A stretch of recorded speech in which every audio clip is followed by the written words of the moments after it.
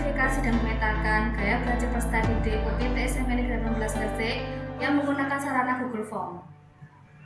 UPT SMP Negeri 18 Gresik telah menjadi sekolah penggerak sejak tahun 2022, tepatnya pada tahun pelajaran 2022-2023. Menjadi sekolah penggerak, otomatis sekolah akan menggunakan kurikulum Merdeka sebagai pedoman dalam kegiatan belajar mengajar. Kurikulum Merdeka adalah kurikulum dengan pembelajaran intrakurikuler yang beragam di mana konten akan lebih optimal agar peserta didik memiliki cukup waktu untuk mendalami konsep dan menguatkan kompetensi serta mewujudkan pembelajaran berbasis kebutuhan pada peserta didik. Salah satu aspek penting dalam kurikulum Merdeka adalah pembelajaran berdiferensiasi yang mengakui perbedaan individual peserta didik dan memberikan pengalaman belajar yang sesuai dengan kebutuhan dan minat mereka. Pembelajaran berdiferensiasi merupakan pembelajaran yang mengakui bahwa setiap peserta didik memiliki kebutuhan dan kemampuan yang berbeda-beda. Tujuan utama dari konsep pembelajaran ini adalah untuk memastikan bahwa setiap anak dapat mencapai potensi maksimal mereka dan merasa termotivasi dalam proses belajar.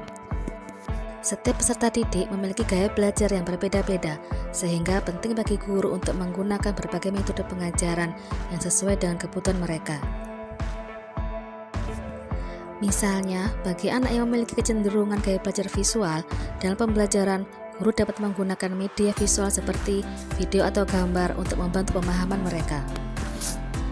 Bagi anak yang cenderung auditori, guru dapat menggunakan metode diskusi atau ceramah untuk memudahkan pemahaman mereka. Sedangkan bagi anak yang cenderung memiliki gaya belajar kinestetik, bisa diberikan lebih banyak kegiatan praktek nyata.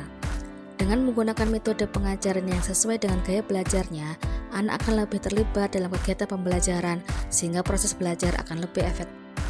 Untuk mengakomodasi kebutuhan tersebut, maka tim kurikulum UPT SMP Negeri 18 Gresik membuat suatu asesmen diagnostik non-kognitif.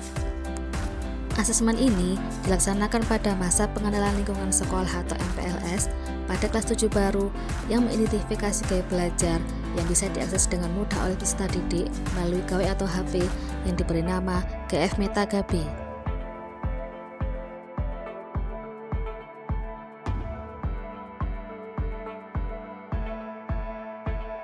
Manfaat GF Meta GB ini antara lain yaitu untuk mengetahui kecenderungan gaya belajar peserta didik yang terbagi menjadi visual, auditory, dan kinestetik. Kemudian memudahkan penempatan ruang kelas 7 baru, yaitu membagi rata peserta didik dengan gaya belajar visual, auditory, dan kinestetik pada tiap kelas sesuai dengan hasil asesmen. Selain itu, memudahkan guru untuk melakukan pembelajaran berdiferensiasi dalam memetakan, menentukan, dan menyusun tujuan pembelajaran, penyusunan alur tujuan pembelajaran, dan capaian pembelajaran berdasarkan gaya belajar peserta didik.